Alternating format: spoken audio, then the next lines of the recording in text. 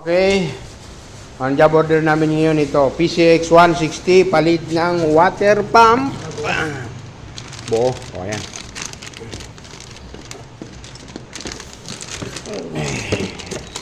Ang part number po ng water pump niya ay ito po, 19200-key 1N-B00. Pare-pareho lang po ito sila sa click at saka sa air brake. Basta 160. Ayan, ilipat mo yung mga ano dyan. At mayroon din itong steering bearing at throttle body. Ayan, pangalawang unit na ginagawa namin ngayon.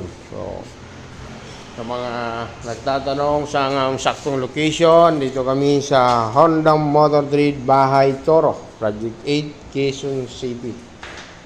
So, ito namang isa.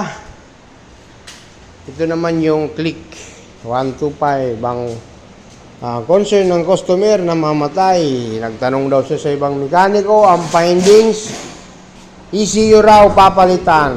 So sa aking assessment, ang problema dito masyadong mababa ang kanyang RPM o yung tinatawag nating minor o revolution per minute. So decide ako check up kung ano ang possible. Pwede rin kasi ito marumi ng air filter at kanyang throttle body.